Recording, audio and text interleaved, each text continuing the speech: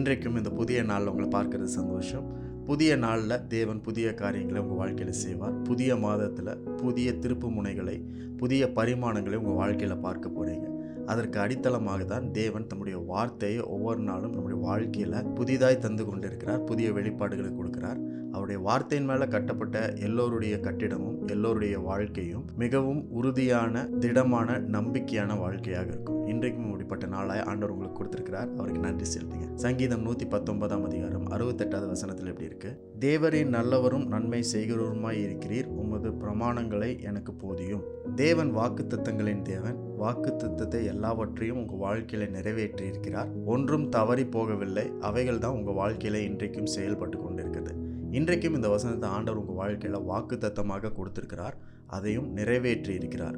அவர் நல்லவரும் நன்மை செய்கிறவருமாய் இருக்கிறார். உங்களுடைய வாழ்க்கையில் உமது பிரமாணங்களை எனக்கு போதியும் அப்படின்னு சங்கீதக்காரன் சொல்லுகிறார். அவருடைய கட்டளைகள், அவருடைய பிரமாணங்கள், அவருடைய திட்டங்கள், அவருடைய யோசனைகள், அவருடைய பிளான்ஸை உங்கள் வாழ்க்கையில் அவர் போதிப்பார். அவைகள் எப்படிப்பட்டவைகள்னா நன்மையான திட்டங்கள், நன்மையான பிரமாணங்கள் தான் தேவனுடைய பிரமாணங்கள். அவருடைய பிரமாணங்களில் தீமை எதுவுமே கிடையாது. இன்றைக்கும் அவர் உங்கள் வாழ்க்கையில் நன்மையான பிரமாணங்களை போதிக்கிறவராக இருக்கிறார். அப்படின்னா என்ன அர்த்தம்னா, உங்களுடைய வாழ்க்கையில் நன்மைக்கு நேராக அழைத்து செல்கிறது தான் அவருடைய பிரமாணம்.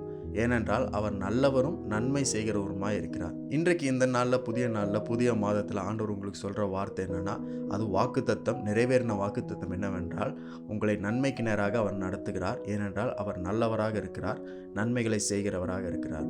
ஒருவேளை இதுவரைக்கும் நன்மைகளை பார்க்காத போல நீங்கள் தெரிஞ்சிருக்கலாம் உங்கள் வாழ்க்கையில். ஆனால் தேவன் உங்களை நன்மைக்கு நேராக நடத்தி கொண்டிருக்கிறார் அப்படின்றத நீங்கள் மறக்கக்கூடாது.